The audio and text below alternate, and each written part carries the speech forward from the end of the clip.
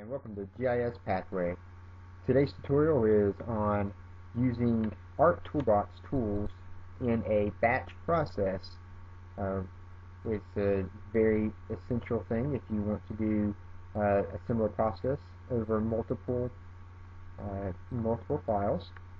Today we're going to open up our ArcToolbox. So if you look at the top, you can click the ArcToolbox at the top. And under Data Management Tools, we're going to go to our fields, and we're going to focus on the Add field, a simple process that can be done in a batch process over multiple files. As you notice here on the left-hand side, I've got 5 files that open up the table here that have 3 fields in them. We have a field ID, a shape field, and also an ID field. We're going to add a couple fields to this file. Several ways you can add a field is go in and add a field directly to the table, which can either be done in ArcCatalog or ArcMap. Just fall in there and enter them one at a time. Another process is to actually run the tool. The tool is set up to be very self-explanatory. Go through and enter each of the fields, and can be done that way as well. However, ArcGIS has now enabled a batch process. If we right-click on our tool here and hit batch, we can do this to all 5 of our shapefiles. As you notice here, it gives us the same options as the tool does. It's just in a slightly different format. You can go through and enter the specifications for the field. So in order to begin, we're actually going to add the same field name and same field type. So I'm going to begin by typing a new field here. For an example, I'm going to change the field type to anything you would like, but for this example, I'm going to change it to a double. You can go through and fill in the other information that you would like to apply to this. And since I'm actually going to add the exact same field with the exact same information to all 5 fields, I am going to right-click and copy it. But as you see, you can add a field and take away a field. But we're going to right-click and copy here. And when I copy it and add the field back again, it actually adds a copy of the exact same thing.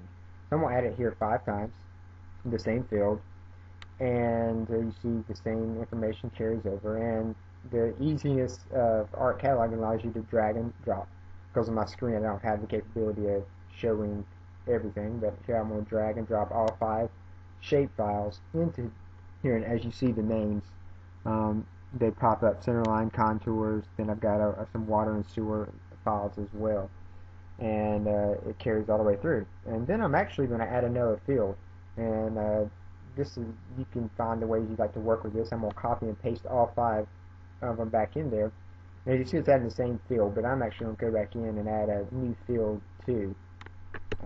There's variations of way you can do this, whatever works best for you. You just use that and come up with your own easy solutions to doing this. But this is one way to duplicate similar entries and on down. So as I finish up this last field, you see you can also double click and open up the requirements as well, the attributes to this field.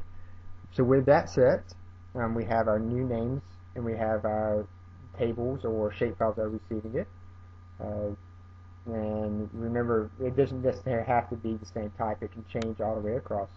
So here I'm going to run it, and as you see, it takes a brief second. And scroll back up here, and you probably can't see it very well in this video, but it adds each field and shows exactly what's going on. I'll close this out, and we'll click on our first shapefile. Go to the preview and go to table, and I'm going to close out ArcCatalog, show this view a little better. And you can see now that the shapefile now has our new field and new field number 2. I'll scroll through the rest of these, and it doesn't change much since they all are very similar. but the new fields have been added and done in a batch process, and so we added 10 new fields to 5 different shape files in a simple, easy way, and it should save you a lot of time.